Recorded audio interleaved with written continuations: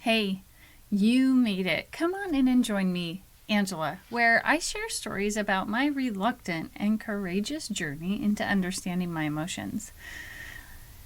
I'm Angela, and this is me making sense of myself. I'm super glad you're here. If you haven't done so yet, hit the subscribe button so you can follow the adventure as it unfolds. And if you love this podcast, share it with your friends.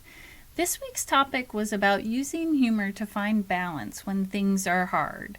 In the first video, I talked about a time I recognized that things were hard. In the next video, I talked about a time when things were hard and I realized I could use humor.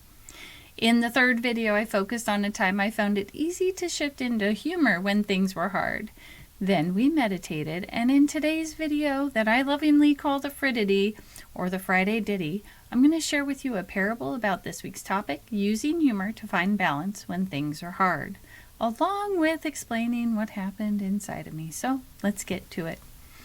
In the land of me making sense of myself, there lived a group of travelers who journeyed through the forest of hard things. Along the way, they encountered many obstacles that weighed heavy on their hearts. One day, as they sat by a campfire, feeling disheartened, they were visited by a wise old jester named Humor. He regaled them with stories and antics that uplifted their spirits, filling their hearts with laughter. As they continued their journey through the forest, they found that whenever they faced hardships, they would think back to the joy humor had brought them, and it would ease their burdens. They realized that finding balance with humor was the key to navigating the difficulties of the forest, and so they learned to carry the spirit of humor with them, knowing that it would guide them through the toughest of times. Hard times are just hard, and sometimes it just feels too hard. You know, in video games, they know that if they make it too hard, people won't play. So they aim for just the right amount of hard. But in life, a lot of hard things can happen all at the same time. And when that happens, it can be super difficult. For me, this is when I reach out. Okay, I try to remember to reach out before it gets extremely difficult. And with good friends, I don't feel alone, which really helps. So I was really curious about how we determine if things are hard. Well, one of the things is experience. So maybe there's something new happening or a lot more things happening than I'm used to having happen at the same time that are challenging my limits, and that can impact my perception of whether or not things are hard. Maybe one thing on its own won't be hard, but all of those things together could be hard. Or it could be a big thing that is overwhelming, and that makes it hard. Otherwise, it might be my knowledge or skills. Maybe I don't feel capable, or I don't have the information or the skill I need to overcome the challenge. Another reason to reach out to people is because they might have that knowledge and they might have those skills, and we live in a social society, so they could help us. Again, I talked about complexity. Sometimes it's overwhelming thinking about the time and effort that we need to put in to get through it. I was thinking recently about a project that I did in the city that I live in, and as I was looking back at the time frame, I realized it took many years to get the project off of the ground. And I thought, well, that's really interesting, because if I thought about a goal that was going to take me many years, it would be overwhelming. And so it's helping me shift my perspective. So sometimes it's like I have to look back a little bit to see what's happening. Stress can make things seem even harder, especially if the stress level is high. And there is a trick to stress, though, because there is an upside. If you change your perception, it's not as hurtful to your body. Now, this one is one of those things where it's like this next one, negative feedback. Have you ever had that person in your life that just always looks at, the glass is half full or why you can't do something instead of wondering about why you think you can? when those people are around, it can be really hard for me to feel confident in addressing a challenging task. So what I've learned in some level is to joke a little bit about it in that moment, but we're not to that part yet. I'm going to talk about humor in a second. So basically, your thoughts and ideas of what you're capable of can impact how you view something like a challenge. Some days it's hard to get out of bed, other days it's easy. It's the same when it comes to a challenge. And I know that sounds like I just really oversimplified it, and yet I know it to be true.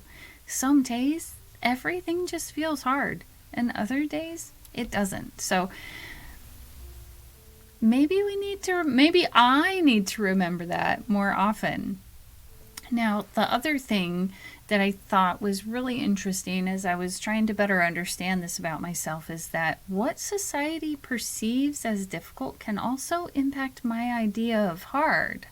And I thought, wow, that's just another story that I'm letting determine what I think is hard. There are some people who do hard things and that are hard to me, and they're super easy to them. I wonder how much that has to do with perspective. That would be interesting to investigate.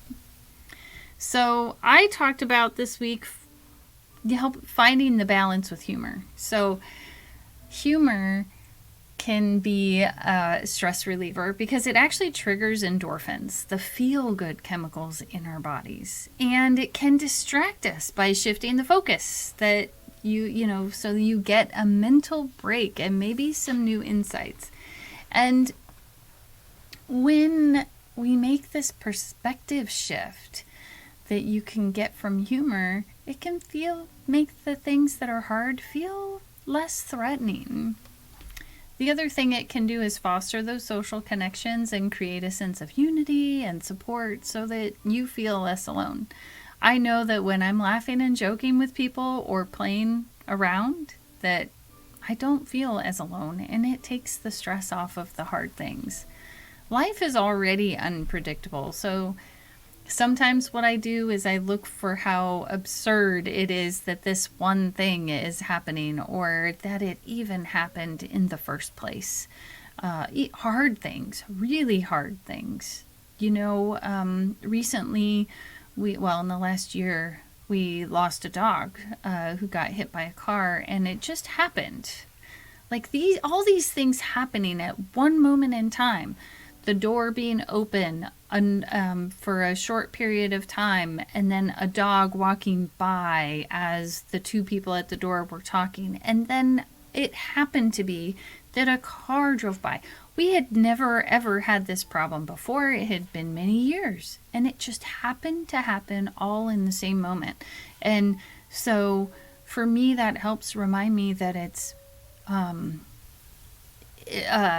serendipitous. What's the word I'm looking for?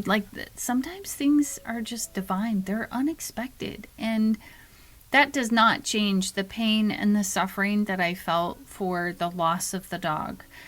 It did help me cope. The chances of all those things happening at the same time are slim to none. So to me, it was like looking at this really hard situation and noticing that it was just absurd that all these things could happen at the same time. So humor can help us distance us from the problem, which actually makes it easier to navigate. I liken this to, sitting down at your desk and getting frustrated about a task or something that's proven difficult. And then you take a break, go outside, maybe go for a walk, come back in, and all of a sudden the answer is there. So I think that, sometimes it's like, haha, this is not funny, but it's funny, right?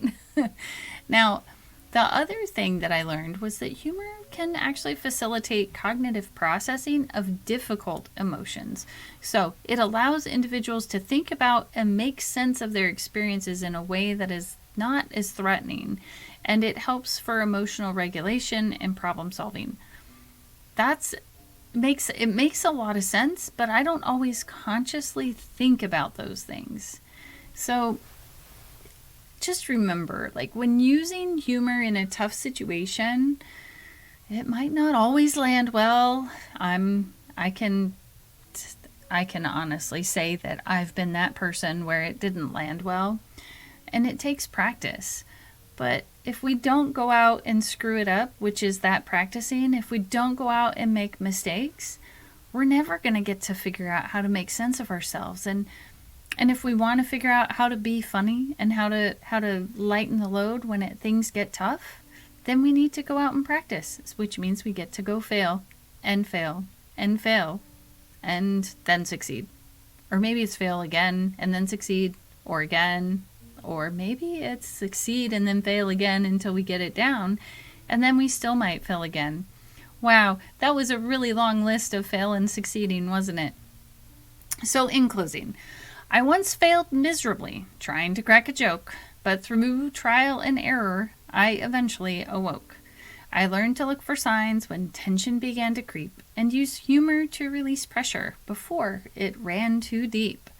Humor helps to shift the seriousness of the challenge. It lightens up the darkness like a fairy tale magic talisman.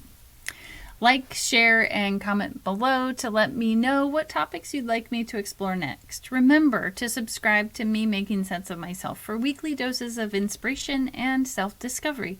If you have a question, send it over. I'll answer it. Let's do this together. I'm Angela, and this is me making sense of myself.